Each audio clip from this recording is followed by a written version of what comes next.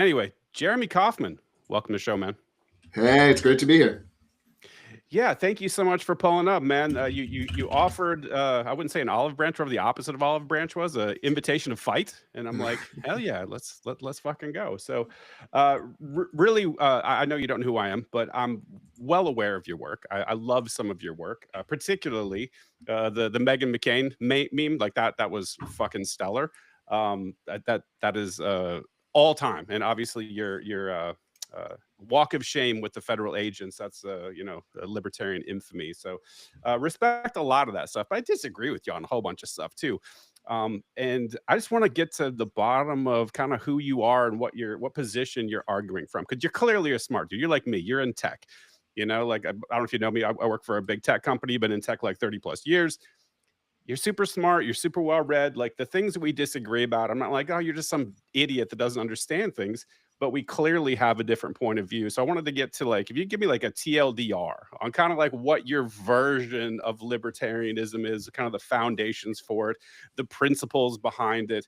And we can kind of build from there, and maybe even to talk about some definitions of terms, use things like left and right and communist, and those things sometimes mean different things to different people. So I always like, hey, as a baseline, can we define our terms, understand what we mean, so we don't talk past each other and end up just shouting and one of us turns the cam off and walks away or something. Excellent, spot on. And so I can tell, smart people like to define their terms, so you're not just so you can understand where you're actually disagreeing, these kinds of things.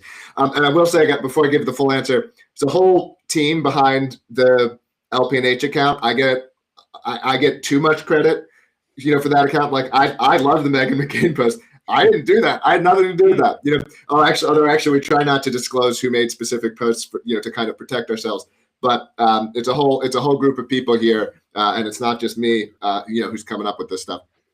In terms of my, personal journey, I've always kind of been a natural libertarian. It didn't take that much.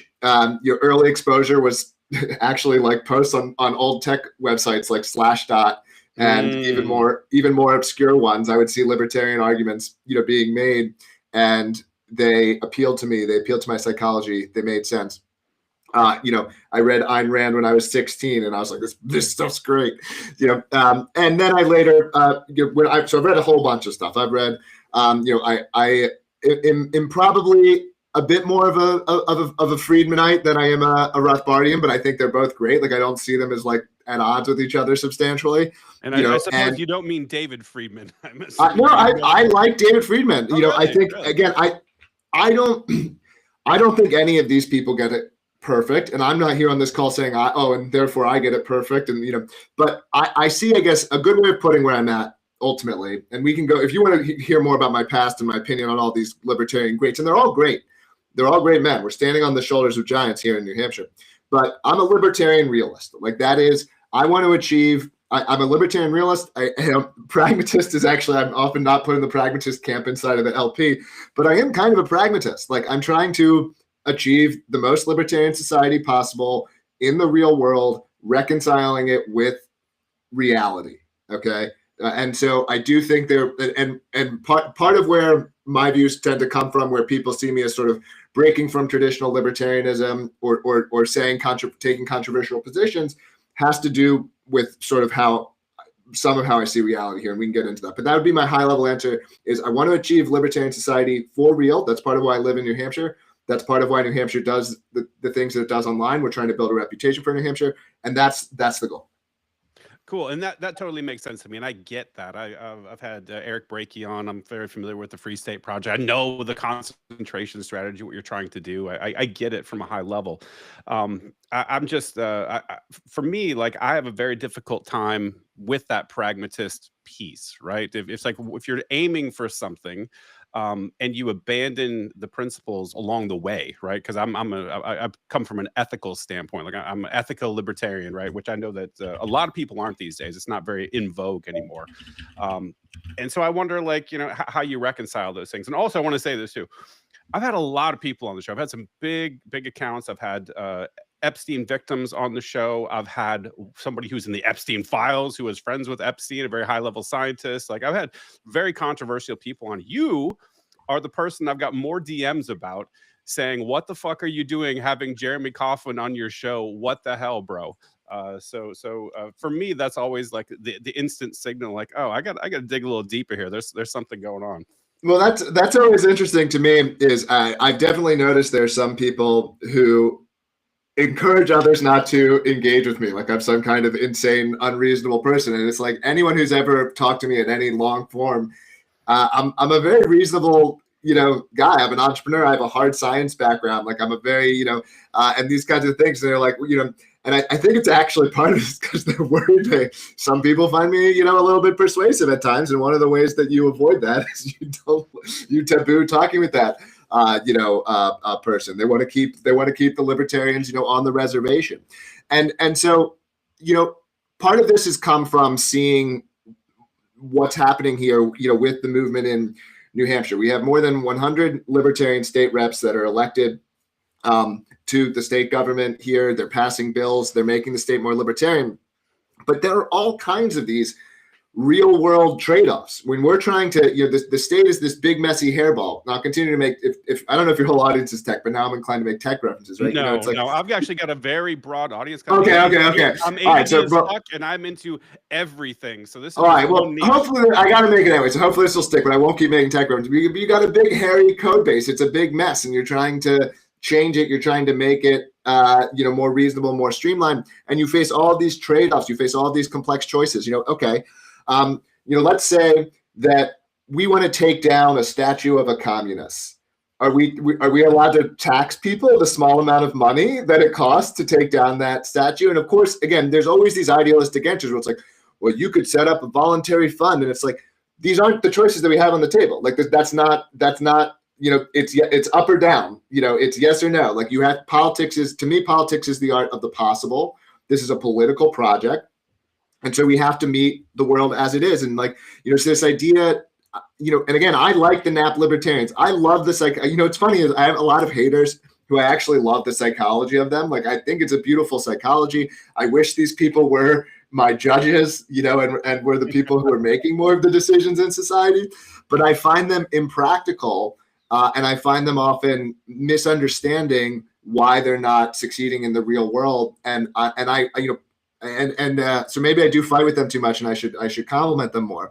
But I want to achieve the ends that a lot of these people want, and I think the ways that they try to do them are often impractical.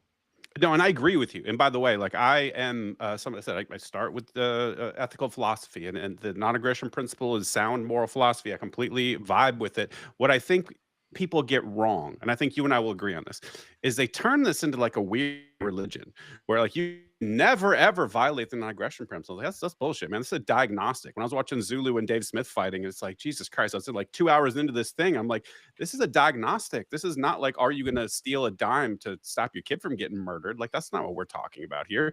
This is just to identify whether an ethical violation has taken place. Also, it's meant to be reciprocal. Right? If you're in a relationship with somebody who's abusive towards you, like our relationship with the government, like the nap is out the window, man. Like this is not a reciprocal relationship we have with these people. And I am more prone to some of your rhetoric in not rhetoric. You've made some arguments about people generally being pussies. Right. And I mean, if I'm going to distill it down, that's what it is. It's like people they don't have the stomach to do the things that need to be done, right? And I have to be careful with what I'm saying here, but there's you have this sort of overwhelming force on one side with massive surveillance capabilities that is in every one of our pockets, that's listening to us, that's looking at every transmission that we're sending. We have let this behemoth grow to such an extent that like we're kind of boxed into a corner now. And there's gonna be, I don't know when it's gonna happen, either by the collapse of the empire, failed nations. There's gonna be violence associated with this. And the question is, are people willing to do violence to, try to push back against this, or are they not? So I really think that the napists, not to use a pejorative, are a little bit weak. They think that this is like a complete prescription against ever using violence. It's like, bro, that's not the case. Defensive violence, or in a situation where the person is not respecting this on the other side and is using violence and coercion against you, it's like, hey man, gloves are off. That's my view. Yeah, I mean, I think it's very, at a high level, I would probably agree with that. I think you have to get into the specifics. It's very questionable. Like, you do want to be careful with how you would ever, that's something you got to be careful with. But it's not.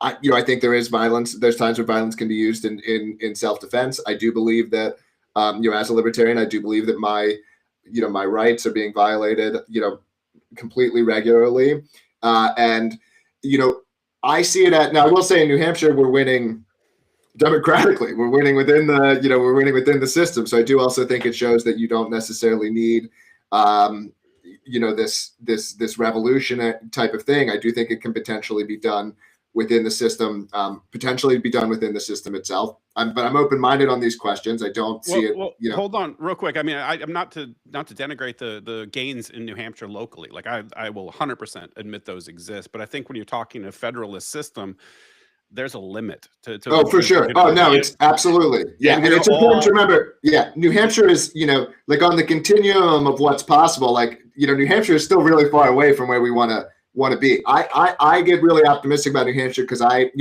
see us as having, I'm a tech guy, but I've done consumer stuff. I've done consumer marketing. I've grown products to being used by millions of people. And the reputation that we have right now is incredible. It's exactly what I want, and it feels like it's only getting, better. And that means that I'll win over time because people are continuing to self-select in terms of where they move. If you go onto the New Hampshire subreddit and as like a liberal and you're like, should I move to New Hampshire? It's like a bunch of my political enemies being like, no, this state sucks. I'm like, oh my gosh, I don't even have to do anything. My political enemies are doing my work for me. And so to me, that is such a sweet spot as someone who's done a lot of marketing as well. Like, that's such a sweet spot to be.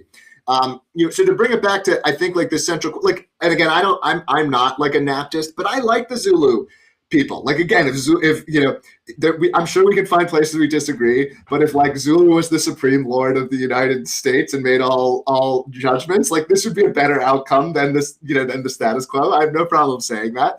He's much more similar to me than plenty of other people in terms of what I would want. And so the question is ultimately that I always want to put to these people is like, well, okay, how do you achieve that? How do you achieve a society like, okay, even if you're full ANCAP and everything's voluntary, like you still have dispute resolution mechanisms. You still have some judging, system.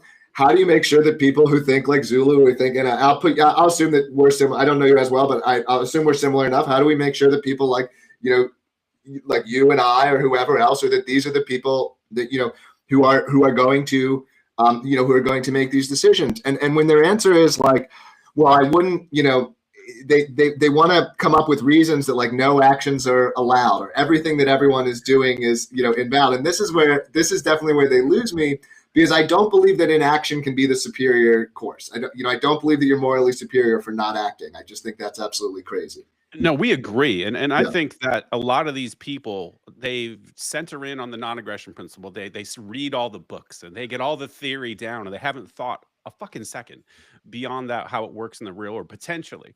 But there have been some people who have, like, their literature's out there. We mentioned David Friedman. He's got a whole bunch of works out there about how a free society might run, how dispute resolution might be done in courts and law and insurance companies and all these sorts of things. Stefan Molyneux's another guy, did a ton of work on this stuff. Bob Murphy, who we both had on or I think you've been on his show at least. I'm not sure if he's been on yours, but he wrote Chaos Theory. Like, there's a bunch of information out there, at least a skeleton to get started.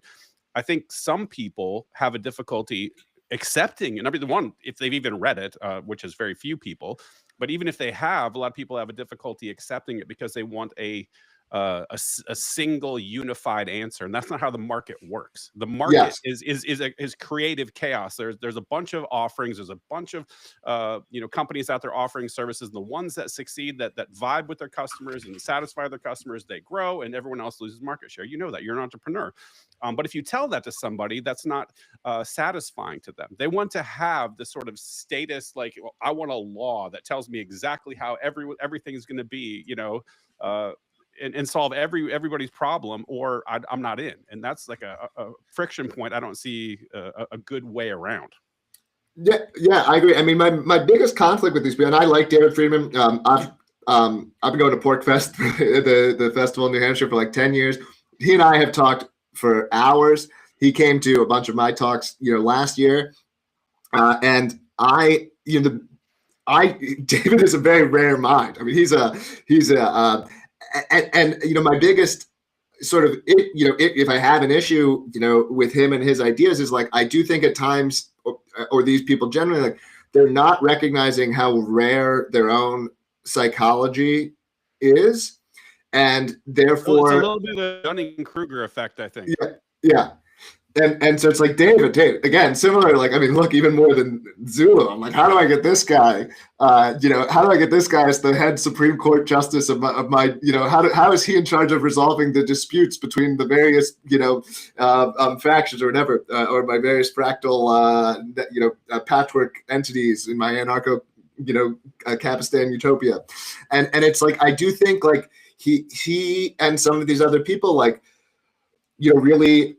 They really struggle with it. I do think there are substantial, human differences. I think this, even this, this sort of Enlightenment style universalism way of thinking, like it's really rare worldwide. And so this idea that like, it will just be respected, that's definitely what part of where, some of this stuff starts to break down for me. But this is all, to me, this is all theory. Like, I'm an empiricist, and this again, the Naptists don't like this. But like, I'm an empiricist. Like, if we can get all the way there and have it perfect, and this all works, fantastic. If we can't, and I can do this other thing, and I get 90% of it, or I get something that's way better than today, then I'll do that. Then I'm good. I'm okay with doing that too. Like I'm trying to succeed, entrepreneurially in the real world, and this is that difference. And so I definitely do kind of get pissed off when these people who do nothing but read theory, are like critiquing this stuff and saying like, oh, I'm not a pure enough libertarian. It's like, screw you, dude. Like, if you're in New Hampshire and you're doing the work, actually, you're welcome to criticize me. But you're like some 20-year-old kid who like lives in like third world Europe. And you're like, I'm the perfect libertarian. How dare Jeremy be? It's like, get out of here, man. I can't respect these people. No, that's fair. And I think I hear the similar type of critiques from Maj Touré as well. I've had him on the show. Love the dude. And he's out there doing a ton of work in the community. And he often complains there's just people that are chirping and talking and they're not really doing anything. So I'm open to that argument. I would ask you, though, like, do you ever do some self-reflection on your rhetorical style and sort of some of this? It feels like it's very confrontational and it's very off-putting to some of those people on that Naptist side of that spectrum, right? And if we're trying to coalition build and bring people together in the cause of liberty, I'm wondering, like, is this the best approach? I don't know. Like, I'm just some guy. I would definitely admit that I've missed some time, so I wouldn't, I wouldn't deny that, and I'm always happy to have if someone specifically is bothered by something. I'm definitely open to hashing it out with them. But I would say that the last thing that you said, that's not what I'm trying to do. I'm not here trying to coalition build, right? I'm trying to I've seen, especially having been here in New Hampshire for 10 years, I've done a lot of outreach. I've met thousands of people either interested in moving here or moving here. I'm especially by libertarian standards, I'm an extroverted guy. I meet a lot of people. I have seen the kinds of people who come here and be effective. And that is what I want more of. I'm trying to be a magnet towards a certain type of person. There are some incredible men here, men like Jason Osborne, Keith Ammon, Travis Corcoran, Donald McFarland, all these incredible state reps. And I could list 20 of them. I could list maybe more. These are incredible men who do incredible work. They don't get to be as loud on the internet as I do because their positions restrict them from that to some degree. And make a business decision. Yeah. Travis is pretty loud. And this is what I want. I want more of this. It's not all men. There are some good women here. Kristen Noble does a great job. I admit, I this is going to say, someone will clip this and make me sound gay, but I tend to like men more than happily married, father of four, by the way. There's a psychology that I want to attract, and this is what I want. And if it doesn't resonate with some of these people, look, I hope they eventually come around. I'm not trying to make these people my enemy, but I am not. Libertarian unity is like not my thing. It's get make certain types of people attracted to New Hampshire. Also repel. I will say I'm not trying to like, but I've also seen a certain type of libertarian, and I'm not trying to say that they're not real libertarians. You can get into libertarianism because you have the psychology of what is it? It's like that psychology where everything else is the other person's fault, is someone else's fault. My life sucks because it's the government. Everything. Whatever. You don't have that inner locus of control. That's what I was thinking. You have an external locus of control. Okay. Oh, sorry. You have an external locus of control, and libertarianism allows this. My life stinks because it's the government and all this stuff. And these people, when they come to New Hampshire, they're inevitably worthless. They inevitably don't contribute, and they inevitably blame the people for their problems, and they just suck energy out of the movement. And then they turn their bitterness on the people here who are actually doing stuff. And so I will say, if I detect that in someone, I don't want them. And I'm happy to turn them off, even if they're perfect on policy and would score a 100 out of 100 on the libertarian test.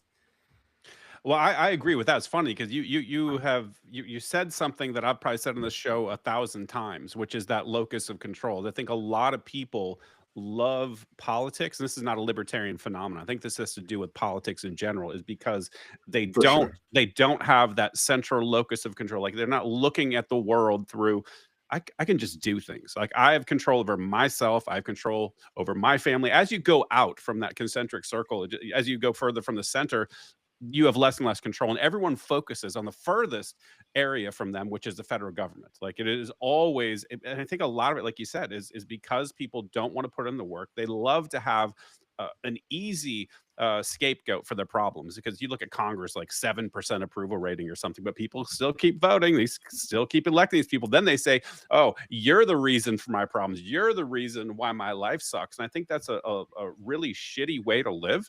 And it's just absolutely devoid of personal responsibility. And this comes to the heart of my critique of America in general, is I think the reason why America, by and large, rejects the principles of liberty is because it comes with responsibility on the other side of the coin. And people now, they do not want to take responsibility, full stop. Yeah, absolutely. I mean, look, I do think that's a big part of it. I mean, I think libertarian psychology is just relatively rare. I mean, was it like hard for you to get into libertarianism, or did you start reading this stuff and it clicked and it made sense for you? It was hard for me. Yeah, I Okay. think it really was hard for me in the there was this whole shift that I underwent, but I was raised very in the Midwest, like not super conservative. I had some Democrat people in my family, but everyone had served in the military. An uncle that was in Vietnam, I had two grandfathers that were in World War II, and it was this prideful thing if you served. I went in the military right out of high school. Like, I was on that sort of more conservative nationalist type of spectrum. And it took a while to break that down. Ron Paul, thank God, the gateway drug for most libertarians, sort of broke that down. But it took a while. It took, I would initially see him, and I'd be like, "Hey, fuck you! Like, what the hell are you?" Like, I would like, it was weird. Yeah. I like totally vibe with him on some stuff, like economic policy, and then foreign policy. I just get angry listening to him, and I had to sort of dig into some stuff. And so it took me probably a solid year before I sort of accepted, the principles. Okay, that's fair. And I'm not saying it's like the first exposure. I wouldn't say it was for me too. It was a accumulation of seeing similar arguments like repeatedly, for sure. But at the same time, I feel like there's some people who they've heard it just as many times as you or I did. They maybe heard it more, and it doesn't it doesn't stick with them. And I think there have to be explanations for this. I'm not, again, I'm not trying to reject here that the NAP is absolutely correct or whatever, but we do appear to have, whether they're inborn or fixed by adulthood, I don't even think is that relevant. Although I'd have my own personal answer to that. I think that people don't change that much in my experience, especially past a certain age. And so, like, this idea that we'll persuade them that there's this right set of facts out there that would change their minds is an idea that I've grown pretty skeptical of. Well, I agree too. Like I'm not really, and I'm kind of not even in the business of trying to change anyone's mind. That was like early years. Like I'm fucking 50, dude. Like I've made the Yeah. arguments with people. I've listened to people, and I've watched the entire populace of the United States shift further and further to the left. To the point where we got Donald Trump like now, which you rightly called. I love this quote. I don't have it memorized, but I saw your tweet, and it was talking about from a libertarian perspective, like he's literally like a leftist socialist, But I think you called him something like the most libertarian president in your lifetime or something. Like that was a wild fucking tweet. Yeah, I mean, he probably is. I mean, you could debate like Bill Clinton. It's like him. But Bill Clinton, and part of what I like Trump again policy, and this isn't like again. I held up a sign that says MAGA equals socialist. It was like a viral image. I held up there's a ton of MAGA that's socialist.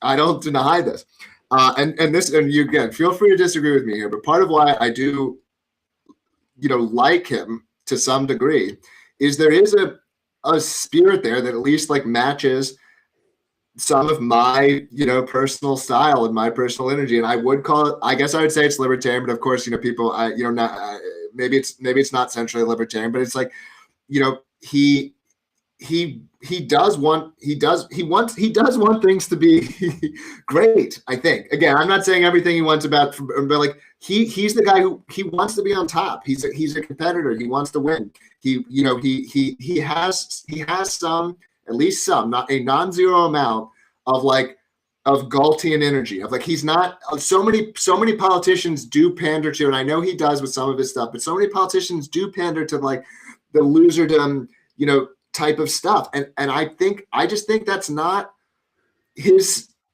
spirit. I maybe I just want to believe that that could not be correct, but like I don't know, that's my that's my reading. So some of the energy that he brings to the country I do actually like, and that's fine. You don't have to like it.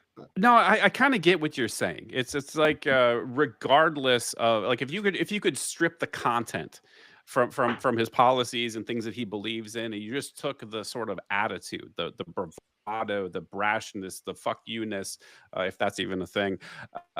Like there's that missing. People having some balls, people having some gall, like people having some ability to fight, like that is commendable, right? I guess my problem is like I'm too fucking autistic, man. Like look at me, I'm in tech, this. There's so many autists in tech and liberty. Like I'm screwed, man. I can't get past knowing the guy's actual beliefs and his policies. I mean, and the beliefs. I'm not here to convince people like I think it's very reasonable to not like him. I don't think there's anything wrong with that at all. So yeah. And look, I obviously see stuff where I'm like, get out of here. That's a bunch of crap. And like he's definitely not on the something that I find very off-putting about him compared to the type of person that I'm attracted to is he's not this truth-seeking, very truth-oriented person, not in the slightest. Okay, and I am very part of what I definitely like about a lot of libertarians is they're very concerned with what's true. I'm very concerned with what's true. That's definitely my psychology, and he doesn't have that at all. Not a bit. Yeah, and the problem I have is that it's not just him, but he demands everyone around him and all of his followers move into this post-truth world too, which he just says it, and it could be the craziest shit ever. It could be something he said the opposite of 45 seconds ago, and everyone must immediately bow down and accept it. Otherwise, they're on the outs, and that's a real problem. Totally. And but this is an interesting one to square with pragmatism, with sort of, or let's call it libertarian realism. I'm not going to call myself a pragmatist. Let's call it libertarian real. We're coining new terms here on the show. It is because I've read a ton about and just life experiences. People have obviously a lot of people like Trump. A lot of people need this. Like part of why Trump won is like a substantial amount of Americans have a psychology of I want the guy who appears to be the strongest man in the room to be in charge. And Trump appealed to that part of their psychology, and they fall in line, and he's the alpha, and he's the head, and they can form themselves around him. And I can tell you, having been, a leader of companies myself, I've seen this in employees in a way that can be off-putting to me because I'm naturally not this way. I'm like, you're just like, and it's not even cynical. Like that's also the worst part. Like, I almost appreciate it more if an employee is doing it like a little bit cynically. But like when I see it's like, this is real. Like It you makes me really distrust them. It makes me look at them like, what's wrong with you? right. And so you and I are both probably very high in disagreeableness. We're not highly impacted by the opinions of others, which is the positive for disagreeableness is such a bad term. It's really independent mindedness is like another way of would be a positive spin on this, but disagreeableness is what's called in the psych literature. And, but a lot, agreeable people, that is what it means. It means that their psychology conforms. It conforms to the group. A group truth or the truth of the leader becomes their truth. And it's real. It's their real subjective internal experience. It's not it's not a put on. And so if I am, trying to succeed in the real world, I have to square that. I have to, and I have no interest in being a Trumpian type of figure, but there, you have to bring people, and you have to bring people in however you can. And if this is what an agreeable person needs, then also, and this actually reminds me of another kind of relevant anecdote, because I've seen it happen here in New Hampshire, where a husband and wife couple will come in, and the husband is sort of more committed, let's say, to libertarian philosophy than the wife. I have occasionally seen it happen the other way, but mostly it's the man.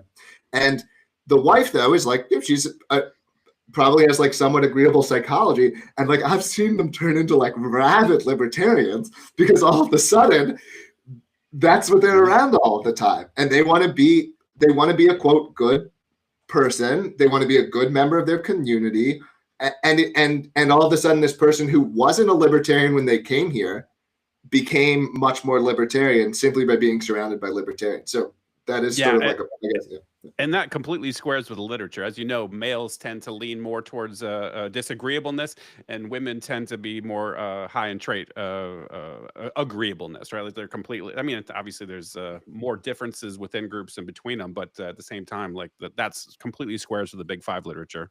For sure, yeah. Well, hey, I want to talk to you about the reason why we got together in the first place, which is the whole Minnesota thing, man. Like I got issues with the whole shooting of Alex Preddy. And I've watched your commentary on it, and I want to get your take, man, because I like number one, I know that shit for Twitter is for Twitter, so I wanted to get like an actual nuanced, more in-depth take on how you're conceptualizing it. Because I saw you calling him like a communist and a bunch of other stuff. I'm like, how do you know that? Like, and I really have issue with the authoritarianism, the sort of the way that he's using Palantir and other tech things that are going to be used against civilians. I think this is meant to foment chaos and division between people. And I just want to put it this way. I think you and I see it completely different, and I want to get like a real long form take on it. Sure. Okay. So most fundamentally, and this is probably one of my more controversial takes around libertarians, but it leads from some of the other things that we're talking about. Like, if most people aren't libertarians, or at least many people aren't, we don't even have to accept most, and I want to keep my society libertarian, I need to be concerned about the proportion of libertarians within my society. I see this as like a given thing that flows from the previous statements. Like, even because I don't believe, even if theoretically, again, we're in perfect Ancapistan, and you own, it's private property and people can do whatever they want. If the proportion of people in my society is above a certain percentage antithetical to my values will not win out. Okay, if everyone in my society, wants to, is going to be, terrified over, COVID, like it doesn't. There's not a system of like 3 judges or whatever because they're ostensibly, so you have to be concerned about the proportions. I would like to achieve this in ways that are the most consistent with libertarian principles, which is also part of why I do some of the marketing stuff that I do, because it's great. If we can keep them out via marketing, then that's, of course, the best way possible, if we can keep them out reputationally and other ways. But I see it as a given. And so I do not, I think it is perfectly compatible with libertarianism for residents, not necessarily citizens. Citizens would be a different probably process, but for sometimes, hey, this person is not compatible, and they have to go, they have to leave. I think these are complicated ethical questions. But I think that at a high level, this has to at least happen sometimes. And I do not believe that people being illegally in the United States is a libertarian act. I'm open to reforming. I would like market-based borders, or I'm open to reforming immigration, but I do not believe it's a libertarian act to be here illegally. I do not have a problem with people being removed, and I think the people who are protesting ICE in Minnesota are 99% antithetical to my values. I would use the term communists, but maybe I overuse that term. They're antithetical to what I want in the world.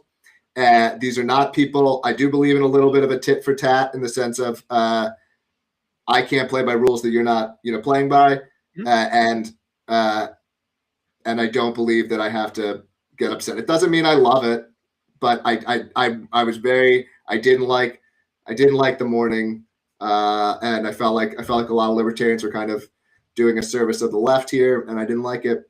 So yeah. Well, and that's fair. Couple things. Let me start first with your claim that people being here illegally, quote unquote, which means without a permission slip from the government, that's not libertarian. And for me, I view it with the complete opposite view. Although I will grant that the standard argument that you can't have both a welfare state and open national borders like that, that's clearly true. But at the same time, I look at, I know you're very concerned about the people that are here, or New Hampshire in particular, but if you want to talk from a national perspective, I look at the data around illegal immigrants and the crimes that they commit, and they commit far fewer crimes than the native population. Violent crime, property crime, no matter what it is. And you can say, like, look, yeah, they're doing it because they're trying to keep their nose clean because they're, don't want to get deported. Whatever the reason is, they're actually better behaved people on average than the native population. So I'm looking at this like that argument kind of goes out the window. So I don't buy some of that data, and I also think the proper comparison is with Western Europeans anyway. We could probably have open borders with Western Europe. I'm not like they're.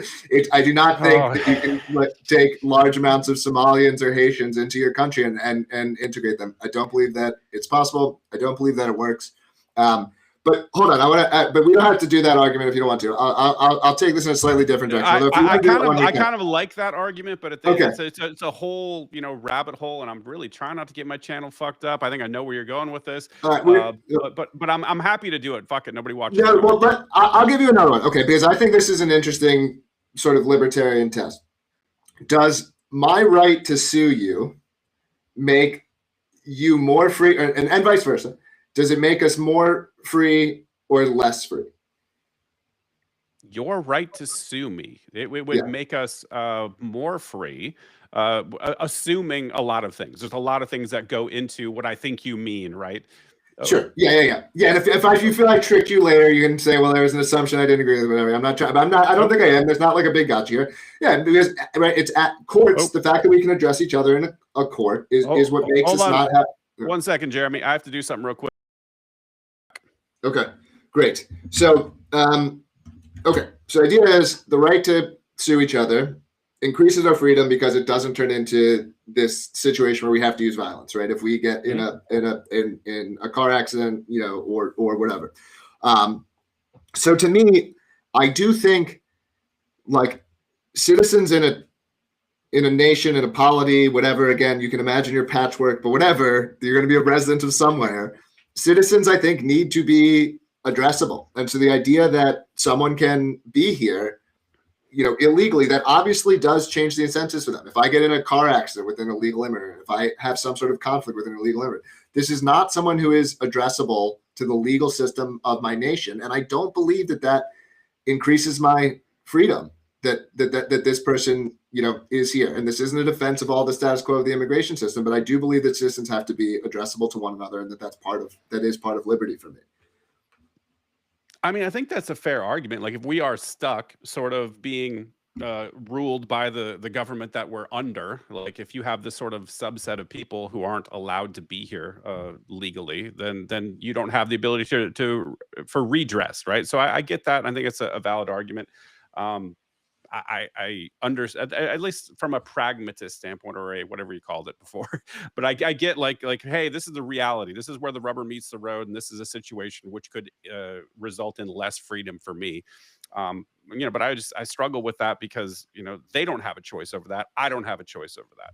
It's a little argument. If like, Jeremy wants to hire me to do a job working on his tech thing, and I want to move to New Hampshire, but I'm across this imaginary line, and the government says no, you can't. Like that's a real problem.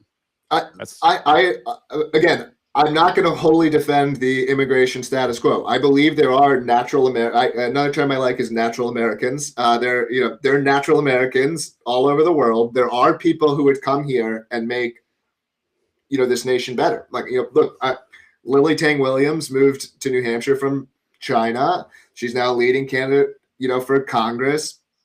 And she's a great person. She's an asset to the state of New Hampshire. I would never hesitate to say that. And but I think I do think it has to be done, quote, legally. We can talk about system reforms, but this idea that therefore it's okay for someone to be here illegally, I would generally disagree with that. And then the other thing that I think is important to think about here is it is true, in my opinion, that similar to for the same reasons I was saying about the proportion of libertarians in your society, that people can have externalities, that certain types of immigration, bringing certain types of people in, can have a cost to the surrounding community in ways that are analogous to pollution or radiation or other types of harms in this area. Like, I do not believe, again, we can pick whatever population type is the least loaded, but if I bring in people who are, if I open a factory in a town of 10,000, 20,000 people, and I bring in 5,000 to 10,000 workers, and these workers are from a population that's much more prone to violence, that has much less impulse control, that litters a lot more, et cetera, et cetera. This is imposing externalities on the community. And we can say, oh, well, we should only punish them once they violate the act. And okay, but that's still an externality. Like, that still increases the cost that needs to go to catch the people who perform the littering. That's still, this cost is not wholly borne, necessarily by the factory or by the employer. And so I think if you accept the concept of externalities, I think externalities can apply to people. So, yeah. Yeah, I completely understand what you're saying, and I don't disagree that there can be negative cultural and societal complications from smashing cultures together. I think, for example, one of the things not popular to talk about is like what happened to the UK, and the first cousin marriage phenomenon that's going on. Like that has a massive impact, meaning like a full standard deviation in average IQ for children born from first cousin marriages. Like, that is a major externality, because if you understand, I know you do, the literature around IQ and the outcomes tied to health, the outcomes tied to financial success, a bunch of other things, like it's a real issue. And so I'm not saying that those things aren't real. I can certainly admit that those things are real.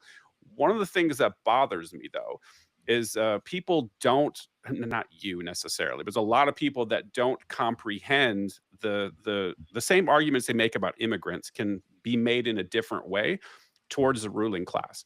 Right, you're obviously very well versed in monetary policy and fiscal policy, and probably know that Donald Trump has himself, just under his rule, have accumulated 26% of the total debt that's ever been accumulated from 1776 until now. That has real consequences. His policies under COVID and all the giveaways to DoD contractors. We're having a $1.5 trillion military budget, and like, those are massive and oftentimes dwarf even the argument around, like, the welfare or fraud. Even that's the big popular thing in Minnesota now with Nick Shirley's reporting, which I think is astroturfed and fake as fuck. But I think that the scale of who is sort of providing these externalities, who is really destroying the country, like, oftentimes those people get looked the other way. They don't look at Elon. They don't look at some of these corporate bandits and so the bankers, and people don't like to think about these people who cause much more harm at scale than some of these smaller, immigrant communities. I would agree. Look, there's one of the hard aspects of modernity is you get these outcomes that like are clearly terrible. And then you look at all of the sort of links in the chain, and you see that sort of every link in the chain appears to be acting somewhat rationally, when faced with the local incentives that they have. But I think by far the link in that chain that is the most deserving of blame are the politicians. It's the politicians who, like, much more so, and again, some libertarians will disagree with me here, but like I put much more blame on the politicians than I do on the cops who are enforcing the laws. And I think, we can talk about it. We can talk about why. Talk about that. Yeah. But I see the politicians as deserving the bulk of the blame, and to the extent, and they're the ones who are deserving of ire and punishment. Yeah. Why, man? Like, I gotta understand that, because that is inverted. Like, my mental model of that is completely inverted. By the way, I've heard arguments for other interpretations here, so this is not one of my strongest beliefs, but that's sort of where I'm sort of settled currently. Yeah. So let me contextualize it real quick, just to give you my very, very brief mental model. Sure, being a veteran, like, I had to think about this very deeply. Is like, look, I'm being deployed somewhere I don't want to go, and I'm being told to murder somebody potentially that some politician points at and says, pull the trigger. And I always thought, like, this is something I really wrestled with, is like, well, wait a minute, like, who's more morally culpable? If I'm going across over to some other country and I'm shooting some person, I've got no quarrel with it whatsoever because somebody told me to. It's like if I said, Jeremy, go kill your wife tonight, and you actually do it, is it like, is Jeremy more morally culpable, or am I because I told him to? Well, it's a little, not exactly the same scenario there. But actually, I might waffle a little bit when we talk more about the military, because to me, that is more of an optional act, like, in the sense that, like, this isn't something, if we didn't have the American military at all, and it had never gone, hadn't gone to all these places, like, everything would have, as far as I can tell, everything would have been mostly fine. Like, this was all completely unnecessary act. So the scenario that I find, so I do think it is good if you're thinking about joining the military. I do think I'm not suggesting you can let go of your conscience and not consider these things. The part that I find a little bit trickier is, do I expect a police officer, and is it reasonable to expect a police officer, and again, we're talking about, police officer might be, 100 IQ, not that there's anything wrong with this, but like, they're not necessarily right. Let's just say there's an I don't think a 100 IQ person is dumb, but yes, they're not, their judgments aren't going to be as high quality, let's say. Am I expecting this person to be, constantly thinking and deciding, like, if I want to be clear, there is a line, like, a police officer should not therefore, kill his wife or kill civilians. Like, everyone should be thinking about some kind of line. But I think that given the sort of human differences, we do need some hierarchies, and this idea that, every person who's tasked as being an agent of the state has to ethically consider 100% of their acts and agree with 100% of them. I tend to put more, sort of, the more ability you have, the more blame I think you deserve when you use your ability in these negative ways and to create these negative outcomes. And so I was never trying to say it was zero. But even in the war example, I do think if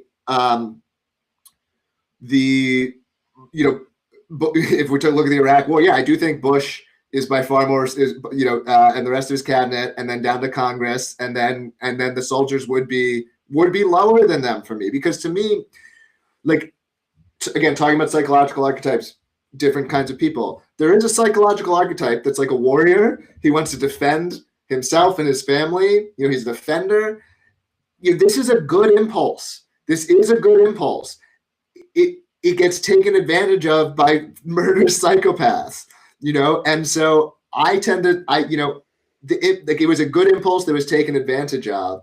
That doesn't mean that they're absolved of blame if they're, hurting innocent people, in Iraq or whatever.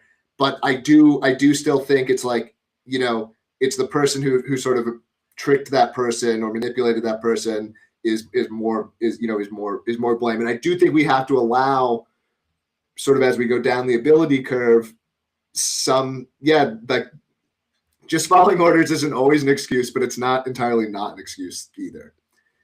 Okay, let me push back a little bit. So, Yeah. so number one, like being that naptist, autist, whatever, like the moral philosophy is based on actions, right? It's about actions, it's about judging whether whatever action I committed towards somebody else is either ethical or unethical. That's what it's there for. Making mouth noises, that is far different than firebombing a family or drone bombing a wedding or killing people that you have no business being even anywhere near their country. I think that is ghastly and abhorrent and completely immoral. Second, number two, my other pushback is like you're talking about gradations in IQ. Let me tell you, Bush, he ain't at the top. Right? He's not. No, he's not. Nowhere No, he's not. near the top. So, so that argument falls apart. These are idiots. These are fucking. Well, morons. I don't think he's an idiot. I don't think he's an idiot. I don't know. We could talk actual numbers. I don't think he's an idiot, but I agree he's not at the top. Well, politicians often aren't. Politicians are often like 2 standard deviations, and they're just 99.99th percentile narcissists and extreme in some other psychological factors. But the where is I don't know where I was going to go. I don't know where I was going to go with this. Was there something else you wanted me to respond to? I lost my train of thought. No, I was just giving the two arguments. It was about the culpability, the moral culpability of the actor, right? So the physical action of murdering somebody as opposed to like someone making mouth noises. That was my differentiation. Yeah. Yes, I agree that like that is sort of one of the lines. If you're being asked to do, if you're being asked to do that. That kind of thing. But I guess here's another sort of way. Once and this is maybe taking a different direction, but I've given this. I remember what I was going to say actually that I lost earlier, which is that look, the people do need. This is something that society's lost, and I'm not a religious person myself, but people do need like ethical leaders. Like the fact that people are this. A lot of this used to come from. Religion. I don't know if America will get more religious again, but like again, as you go sort of down the curve, people need they want to be ethical, but they don't even necessarily know how to be ethical, and they need a priest or they need a leader or they need someone who can help guide them and can offer them ethical guidance, and that these people are often taken advantage of by people who give them bad guidance or bad ethical advice. The other thing that I was going to say before I remember what I was going to say is because I talk to libertarians about this all the time. Yes, a lot of people here, high disagreeableness, strong opinions about right and wrong, and these are good impulses. But part of, we live in a society. We do live in a society. Even once you form a family, once you're in a relationship, you are not yourself. You are not going to get what you want 100% of the time. You're not going to get, And so as soon as I am joining a group, and I do think joining groups is good. When I came to New Hampshire, I saw myself as joining this group of free staters. And that involves recognizing that I'm not going to get what I want 100% of the time. And sometimes I've got to go along with the group. It's better to go along with the group and so maybe I'm not 99th percentile disagreeableness after all. Maybe I'm only like 85 or something. But sometimes it is better. Well, hold on. I don't think being disagreeable. Antisocial. I think it's you're right. Pro-social. Agreed. Correction accepted. You're right. But yeah, so this idea of like, a police officer has to agree with 100% of the laws that he's enforcing, or agents of the state, have to. I think there's something of a threshold here. Yes, you should leave a group if it starts to fray on your conscience too much. But there is, part of being a group is also you don't get, you're not going to get 100% perfection of whatever you think is that. Well, sure, I agree with that, and I also think that that's not incompatible with being a libertarian, right? Like the sort of you look at any corporate endeavor, for example. Like I work at a gigantic tech company, and we don't have anybody pointing guns in our faces saying that we have to do X, Y, and Z. Like we argue about it, we write documents about it. Like you said, we do design docs, we do trade-offs. CAP theorem. We're like, oh, we have to do a trade-off in our design. Are we gonna have consistency? Are we gonna we do this all the time without anybody forcing us to, and we all agree that we're doing this thing together. We're in the Free State Project, or we're building this application, or we're whatever our endeavor is. Like, we're there voluntarily. We show up, and there's a hierarchy. And I think oftentimes it gets twisted, and people, they think that, well, because we don't want aggression, that we don't think hierarchy is valid. And it's like, I think hierarchy absolutely is valid and is governed by competence, right? Like, if you're in any sort of market engagement anywhere, it's about competence. The leaders rise to the top. Hey, guess what? Maybe they're disagreeable as hell, and they're just pushing forward, and everyone else is following. Cool. And everyone else that got a position below them, they voluntarily showed up and agreed to do. Like, I don't think that these are, incompatible ideas at all. Yeah, right on. All right. What else do you want to cover? Man, what should we cover? I think I want to cover a little bit about we connected about the shooting, right? The Minneapolis thing, and I'm very skeptical of this. And I see you're kind of like cheering for this thing here, and I'm definitely not. I see this as dangerous, and I have no soft spot in my heart for leftists. Let me just put that on the table here. It's not where I'm coming from, and I view the leftists almost the way you just described cops and soldiers. Right? Like they're sort of they think they're doing the right thing. They're being pulled along by their thought leaders, and there's also a bunch of different reasons why somebody might be protesting ICE. Or some people, clearly some of it's astroturfs. Clearly some of this thing is funded. I think Trump is behind a lot of it. I think Nick Shirley is behind a lot of this. I think Elon's behind a lot of it. It looks to me, and like I said, I'm a autistic pattern recognition freak. I saw the Nick Shirley thing and I was like, this is fucking, there's something here that's going on. It's a distraction from the Epstein files, number one. And I think that they definitely want to foment some sort of civil unrest to sort of pull the heat off of Trump. Also, that we talked about the Palantir thing. I think they want to beta test all the Palantir technology on these illegals where they don't really have the protections. I think they want to potentially get the Insurrection Act rolled out, and so we could do this authoritarian bullshit and even push harder. Like, I think there's a bunch of things that are in this, and the leftists obviously have their piece to it. But this strikes me as really dangerous, and I don't like any of this stuff that's happened. And I definitely think that the guy was murdered straight up, regardless of what you believe about his politics. But that dude was fucking assaulted by a gang of agents of the state, pistol whipped in the face, and shot after they disarmed him. I look at this and I'm horrified by this. I think this is going to result in, like, if you're a pragmatist, this is going to result in some really bad shit. I don't like what I'm seeing on the horizon. Yeah, well, there's some things you said that I would disagree with, some I would agree with, but I guess I'll try to focus on it, probably like the nut of the issue rather than some of the asides, which is these people have, in my view, they do fundamentally have a psychology and a disposition that is antithetical to the type of society that I want to live in. I believe that their psychology does, in their own head, justify acts towards me and people with my values that would be equally horrific or worse. It probably is true that there are other people who are, manipulating them or influencing them to some degree, and they could deserve more of the blame, although we might likely disagree on who those people are. But I do think it is somewhat fundamental to them. I do believe that someone I do believe the vast majority of these ICE protesters would make the type of place that I want to live in a worse place. I do think, like, there are ways, again, if these people were saying, like, we want to secede from the United States so that we can have our own board, I would be on their team in a second. Okay. Like, there are ways that they could do this, that I would be on their team if they wanted to say, we want an independent, Minnesota, so the federal government doesn't get to interfere with our preferred immigration policy or whatever. Like, I would completely, I would have their back. I don't believe that that's what these people want. I believe that they want to move America in a different direction than I want, in a way that is worse than what I want.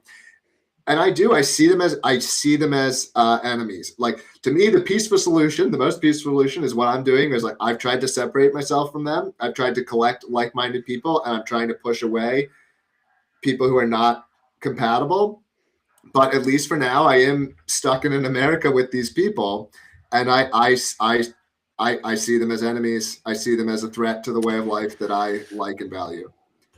Yeah, one of the critiques I've got of you is it seems like you almost treat them as subhuman. Like there's a little dehumanization that goes along, and I'm not sure if that's intentional. It maybe is, maybe isn't, but that's something that I think is a dangerous territory from a human psychology standpoint. As soon as you other somebody like that, it is the precursor for all sorts of other atrocities. So I'm always a little bit wary when I hear rhetoric that sort of goes into that type of that talk from any angle, any position.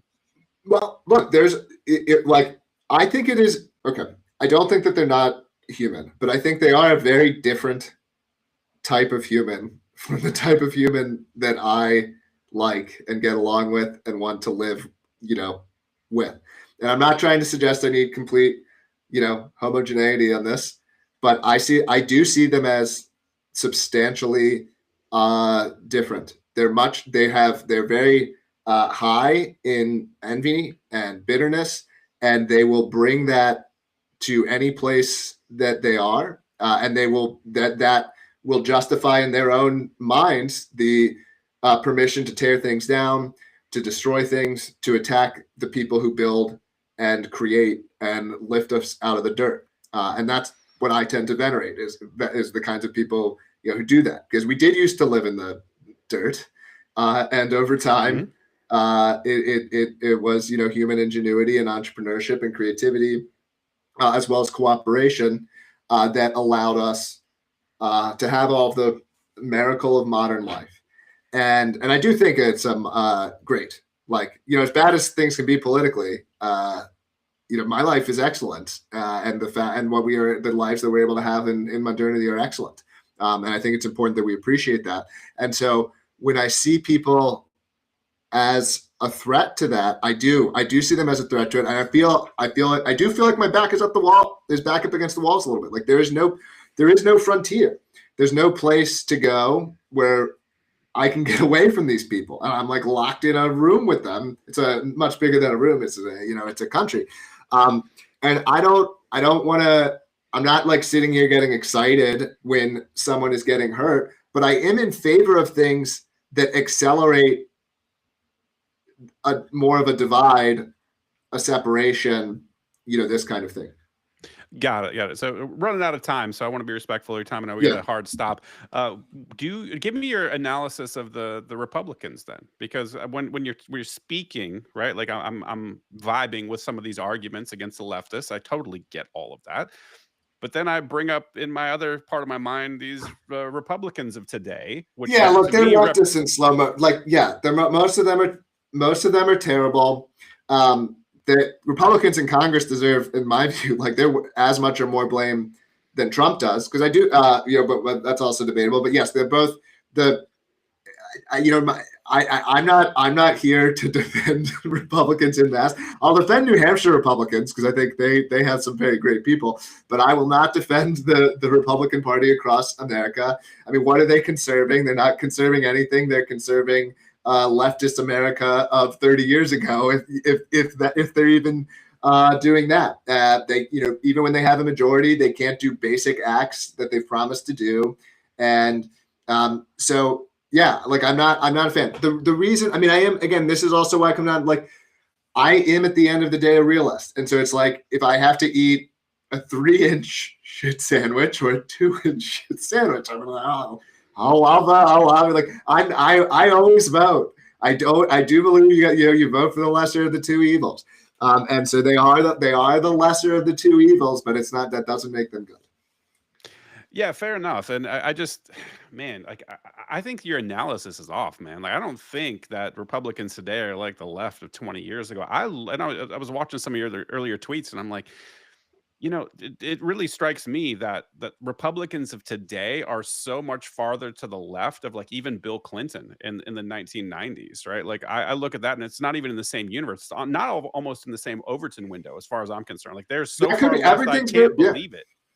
that could be true. I do think that things have just generally been moving leftward in almost every way, and so to I don't have I generated that off the top of my head. I don't I don't know Yeah, no, I don't know whether it'd be exact. yeah, But no, sure. no beef with that. And, Yeah. and the reason I'm bringing this up is like I'm watching this shit, which is like today now all the Republican influencers are like anti 2A. Trump is coming out saying you don't have a right to have a gun in public at a protest, and all of the the paid influencers and all the MAGA people on Twitter Yeah, are well, that suddenly part's obviously wrong, and LPNH has pushed back against that part of it. So, like, yes, obviously, like, it's not the look. If you start to scuffle with a cop, a gun escalates that, but you absolutely have the right to be armed at a protest. You have the right to be armed in public. You can do that in New Hampshire with no one's permission. Look, the House Majority Leader of the New Hampshire Republican Party was pushing back against. So, if you want to see a Republican willing to push back, Jason Osborne was pushing back and saying, "Don't fight cops. Yes, you can be armed," and that's where my personal line would be, as well. And so, yeah, I think that part of that messaging is awful. So no disagreement there. cool. Well, peace on that one. I think one of the issues that really bothers me, just personally, after watching all those videos, is like all the people saying he should have just complied, and it's like, dude. He basically just got attacked after that lady got shoved to the ground. He got pepper sprayed in the face, and like 7 guys jumped on top of him. Like comply with what? He wasn't given any orders. It was just complete chaos, and people are like looking at that and judging him, thinking about like what would you do if you were in that situation? It's got to be absolutely incredible to have to be in the middle of that. That I got a ton of sympathy for it. Yeah, I'm gonna have less, but I don't like not understand where you're coming from. Well, that's cool, man. We're getting out of time, so I want to give you a couple minutes to tell everyone where to find you in case they live under a hot rock and don't know.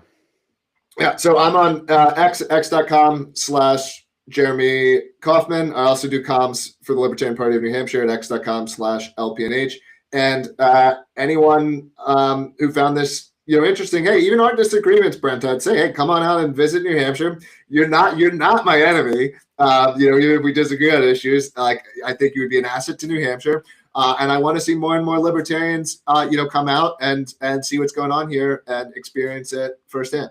Awesome. Yeah. Shout out Free State Project. I think it's awesome what you're doing. The concentration strategy is brilliant. I love it generally. So no beef with you. And hopefully you didn't think I was too harsh on you, man. I really enjoyed it. No, I'm glad. I like it. I wish more people who disagree with me would talk to me, quite frankly. So I'm glad that you did. I thought it was an excellent conversation. So thank you for having me on. Awesome. Well, chat later, man. Have a good night.